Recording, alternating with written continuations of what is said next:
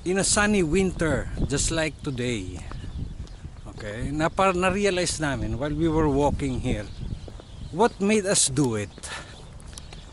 We were previously from Dubai, UAE, in the Middle East, so we are OFW in the Middle East who decided to come here to Canada. Now napapatanong kayo, anong mga reason ang kinonsider namin to do that? Pag-isipan natin habang giniginaw kami dito, -7. Doon tayo sa tabi ng lake, sagutin natin. Meron kaming reasons, valid and compelling reasons why we did this.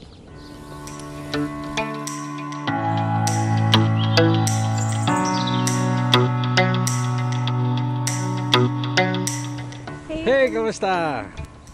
Andito kami ngayon. Naglalakad kami sa labas. And bibibilin lang kami sa dito malapit sa amin. Tapos we thought of let's walk kasi lagi tayong nakasasakyan. And it's time para yung sasakyan makapagpahinga naman. The difference is -7 ngayon. -7 dito sa Ontario, Canada. -7, temperature lang yon. Pag may hangin, -13 to -15. Okay, kaya parang nagdalawang isip kami maglakad. Pero since nakalayo na kami ng lakad, sabi namin, ituloy na natin. Andito na wala nang atrasan.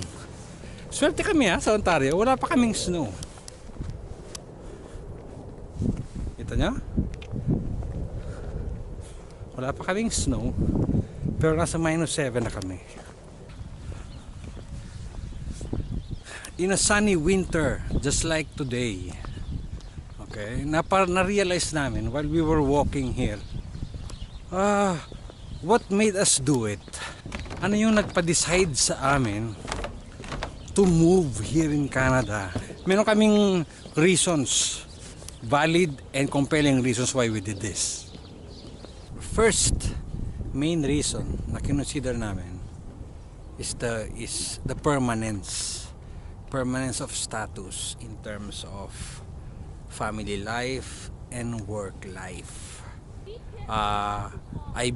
We believe most of the countries in the Middle East na pinanggalingan namin, specifically UAE, you don't have permanence kasi yes, permanent resident ka, pero nakarely yon sa employment mo. Okay, you are only staying there because you are employed. Now, kung matanggal ka sa trabaho, you are required to leave unless maka-apply ka ng bagong trabaho.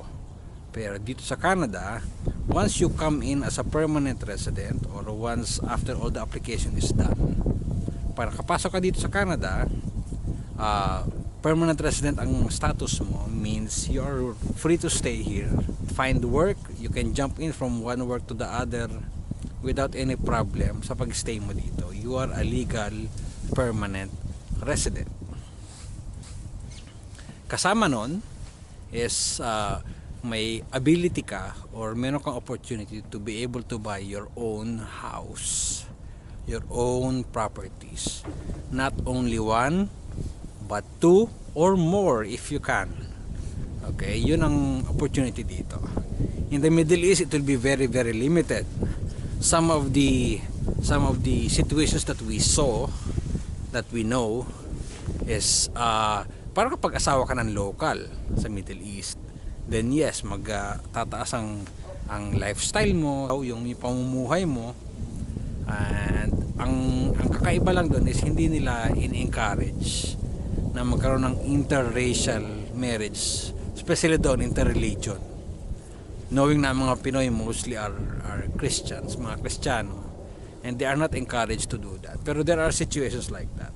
Pero maliban doon, you are just an employee living in the country where your employment is. So once that is stopped, once that is done, naputol na yung relationship na yun, you are required to go back to your country, or in our case sa Pilipinas.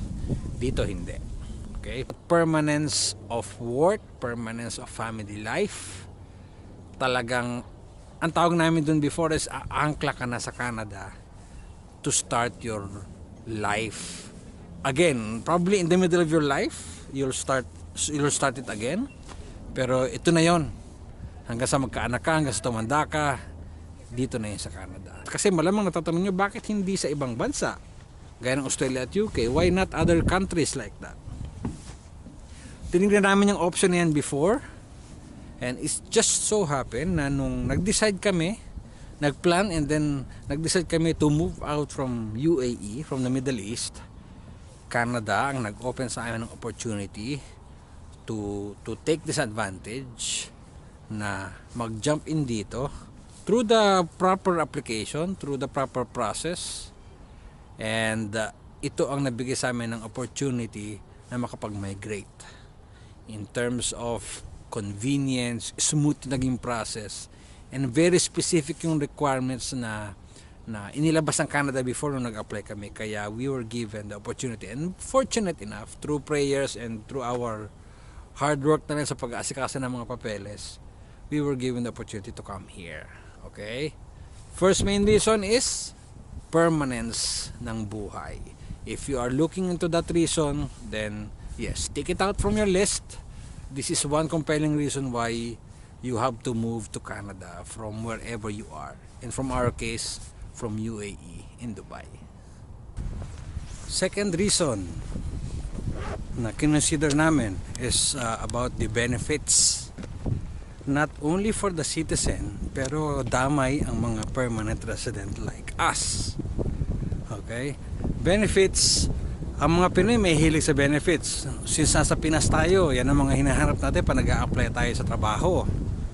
Pero dito, it's a big consideration din kasi as a permanent resident like us, we are entitled for almost, we believe around 80% to 90% of the benefits ng typical Canadian citizen. PR pa lang yun, permanent resident. So ano yung benefits na yun? One benefit is, I think ang isang anak or isang kid, the government will give you an allowance for each kid. Additional benefits, ito tatlong to almost related to each other. Okay, mag-start ako sa benefit of healthcare.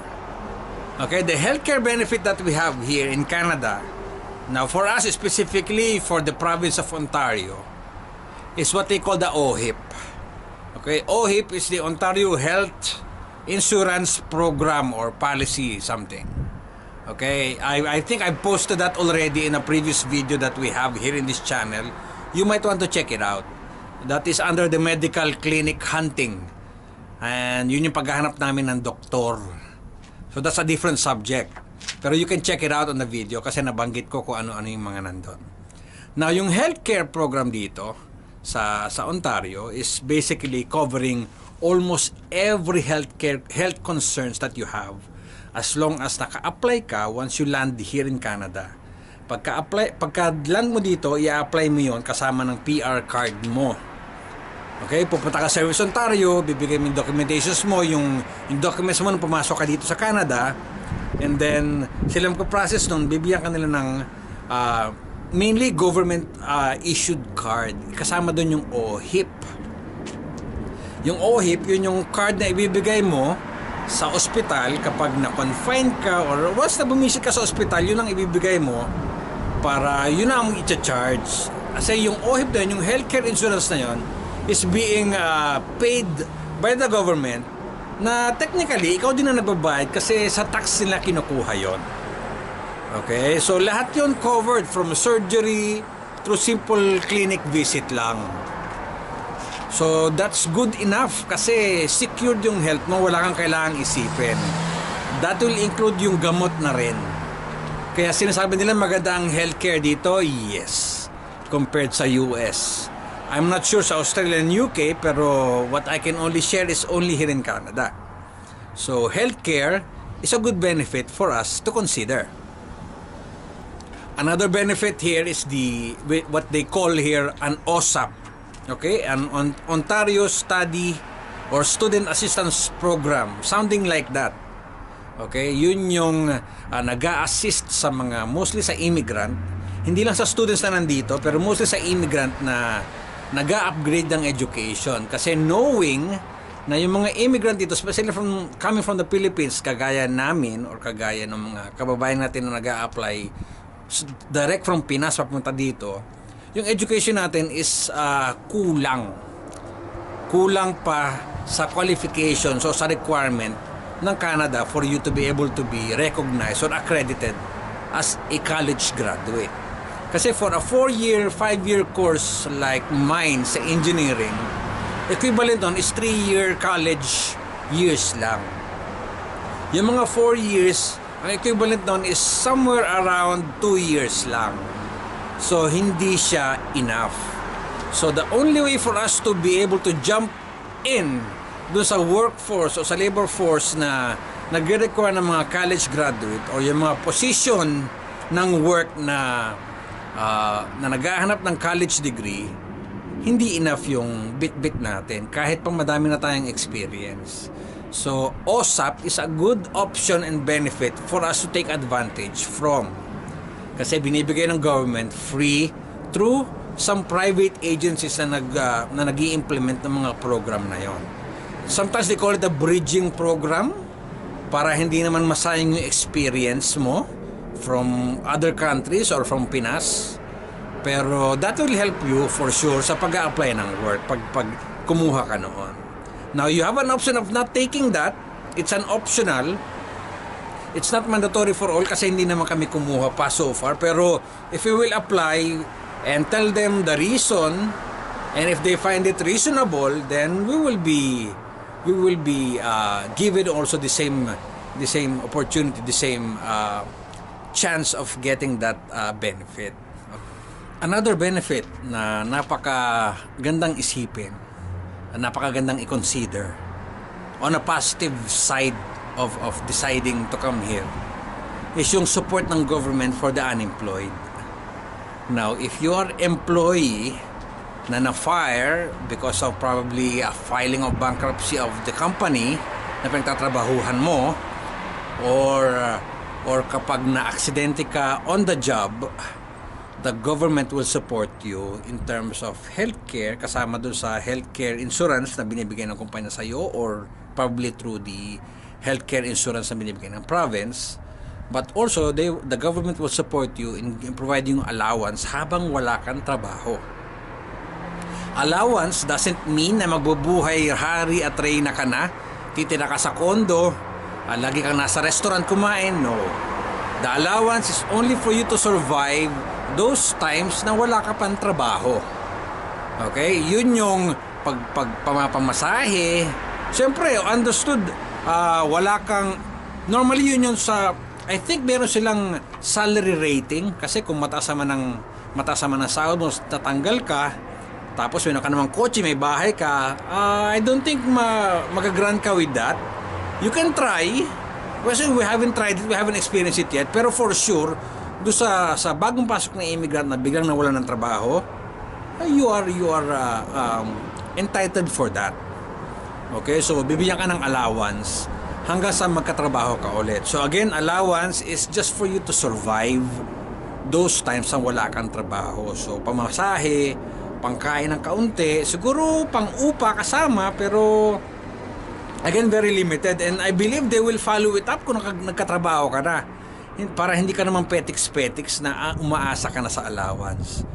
Pero that's still a good support to consider, kasi it's a benefit.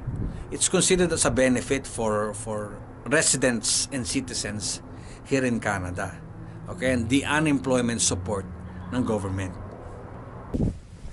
Another benefit that we found convincing to move in is yung benefit of schooling. Yung schooling sa Canada varies in terms of being free. Now, ang public schools dito totally free. Okay, libre, walang babayaran. Then maybe some miscellaneous in other schools, pero majority of it is libre. Public schools. Ito typical schools na nakikita nyo sa mga pelikula na madaming estudyante, may mga hallway, mga ganon. Now, if you want an option to have, they call it better, but I don't want to call it better, schooling. Pero may option ka to choose a private school, which is mostly Catholic schools. Sometimes may religious influence. Hindi ko rin maintindihan ba't may Catholic schools na walang religious influence. Pero there are cases like that. Now, Catholic schools are not all publicly funded or free. Not all of it. There are specific provinces in Canada, depende kung saan province kayo maglaland or will choose to establish yourself pag migrate nyo. Pero in the whole Canada, the only Catholic schools that are publicly funded can only be found in province like Alberta, Ontario, Newfoundland, Quebec, and Saskatchewan. Publicly funded ang mga Catholic schools doon sa mga provinces na yun. So kahit sa Ontario, publicly funded. Walang binabayad, government ang responsible for it. And the others, you might want to check their provinces, baka kasi may update doon. Pero as far as the information that we've got, yung specific province na nabanggit ko, yun lang ang publicly funded. The rest are not. But again, it's still a benefit, especially nag-moving kami dito sa Ontario. It's still a benefit. So that's convincing enough for us. So we move into Ontario for that. Third reason na kinonsider namin of moving here is yung opportunity for professional development. Knowing Canada is in the North American continent, malapit sa America, malapit sa US, most of the certificates that you'll get na professional development na makukuha mo dito is being recognized sa buong mundo. I'm not saying na hindi ganun sa Australia at UK, pero again, sabi ko nga, na-narrow down na sa Canada yung choice namin. So why not look at that point of view pag move namin dito? And it's also convincing kasi we are just right across the border of the US, and fortunately meron kami US visa. So in cases where, especially I, regulated yung industry or field of work ko sa engineering, it's a good opportunity for me to take advantage of that. Whenever there are conferences, malapit dito. Just cross the border or just a quick flight from here to the US. Alright, professional development, it's there. Not only for engineering industry like my work, but also for others, for banking, for business side of the work, for accountants, for medical professionals. Madaming opportunity. Now, you will only look into that option kapag nakapili ka na. Kasi it will give you more convincing power to really be convinced na tama yung ginawa mo sa pag-move mo dito. So professional development from our side, from my side specifically, when we were still in Dubai thinking about moving in, it's a plus point. It's a positive point to think about yung opportunities and advantages of getting professional development here in Canada. So third reason, professional development. Fourth reason is diversity. Big deal sa amin yung mag-a-adjust ka sa environment, especially yung pakikitungo sa tao. And since we came from Dubai in UAE, na almost 80 plus nationalities are working right beside each other, so diversity is a big plus for us also. One of the considerations we took upon deciding of coming here. Hindi na kami nag-a-adjust kapag itungo sa tao. It's malaking tulong yun sa amin. And then we're already expecting na iba't iba ang culture ang madadat na namin dito, iba't ibang work habit ng each specific nationality ng mga katrabaho namin. So think about it. Diversity is a big deal for us. So that's our fourth reason. Pag rest day, pag magbabakasyon, normally pag nasa Middle East ka at nakaipon ka naman ng enough na money, mag-abroad ka, lalabas ka ng Dubai, lalabas ka ng UAE. Pero sa Canada, you don't have to kasi although mag-drive ka, magpa-flight ka din. Now, kung pag nandito ka sa Canada, solve ka na. Nandito lahat. If you want mountains, punta ka sa Alberta. If you want snow, punta ka sa mountains, punta ka sa Nunavut. If you want lakes, ito sa Ontario, madami. If you want ski resorts, punta ka sa British Columbia, madami. Even if you want some desert landscapes, kung may US visa ka din lang, or if you're already a citizen, then pwede kang pumunta ng US, sa southern US. And the best cases, kung may budget ka, you can just fly straight to Mexico. So malapit, somehow malapit and convenience yung mga locations na magagandang puntahan. Kaya in terms of diversity, that's one we've considered when coming here. Alright, ang panlimang reason namin na kinonsider is yung discrimination level na nai-imply or na nararamdaman ng mga immigrant sa isang bansa. And Canada so far, especially as per our observation, napaka-less because race, ethnicity, is that correct? Ethnicity is protected by law here. So whether you're black, Asian, Mediterranean, Caucasian, everyone is equal. And if ever there are cases of discrimination, mare-report talagang maigi. Kaya we found that advantageous, tsaka convincing na we're okay, we will be okay. Because we think and we believe there are reports of discrimination in some other countries.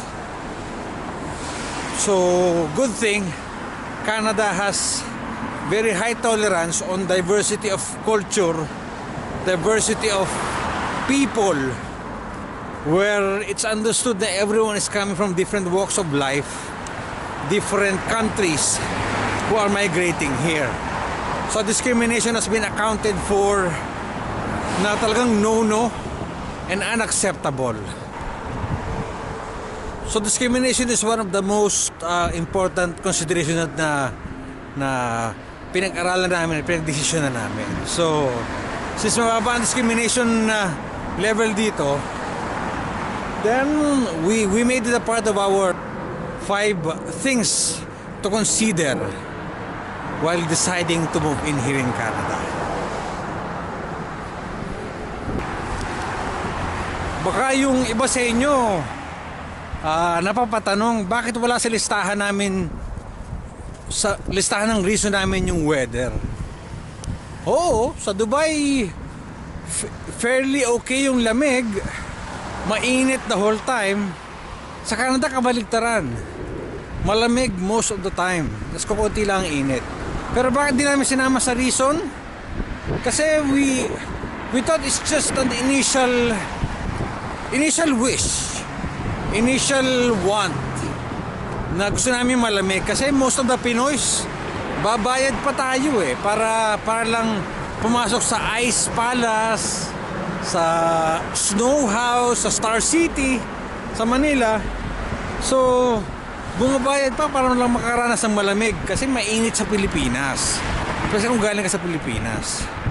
Pero everyone knows, every Pinoy knows here in Canada na ang lamig dito is sa simula lang masarap. Okay? See, maaraw. Pero it's -7, -13, -14 kapag may hangin. Ibang usapan na yon. And if it will be like this the whole year, hindi ka makakalabas ng bahay kasi sobrang lamig. Pag ganito kalamig, mahihirapan ka na lumabas ng bahay kasi patong-patong na yung damit mo. So malibas sa maraming labahin, matagal magbihis, At pag makapal, mahirap gumalaw.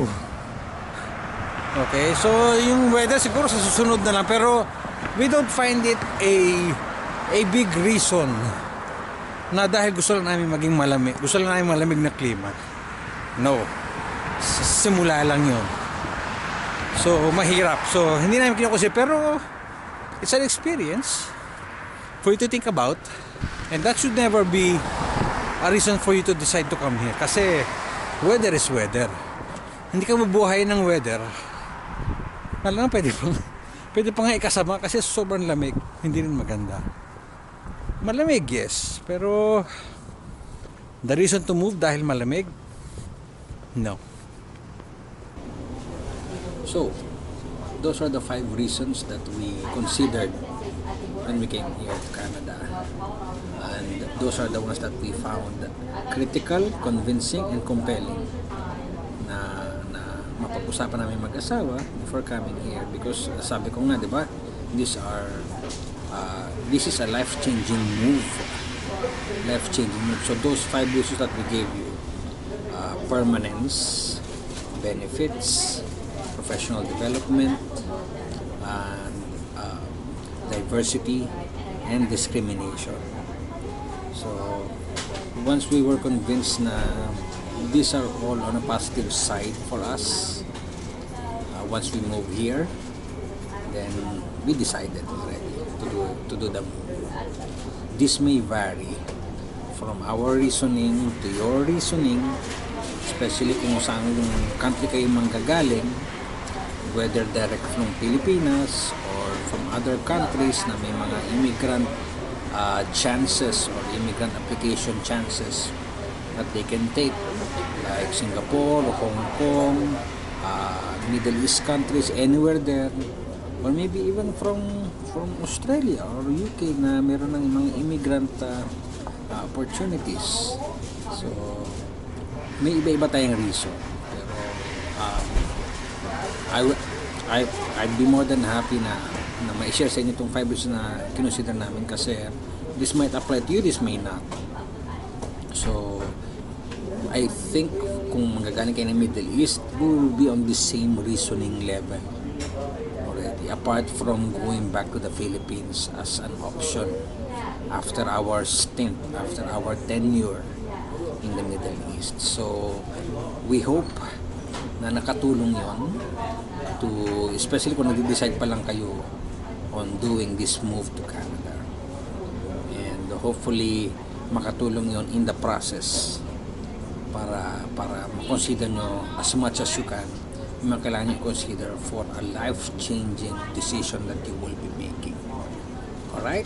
So I hope nakatulong yon, and masaya na ako na kung nakatulong yon, masaya na ako na mag-subscribe kayo and mag-like, or even kung sa tingin nyo may iba pang reason na dapat namin i-consider or you think worth considering, pwede nyo ilagay sa comment below. Then mag-conversation tayo. Let's have a conversation once mag-post na ito. Okay? Or once na mag-post kayo ng comment, let's have a talk. Usap tayo para tingnan natin kung saan tayo nakakapare-pareho. And for other viewers also, manonood ng video na to learn from our experiences, from the process na pinagdaanan natin. Alright? So please subscribe and like. Alright? So on to the next video.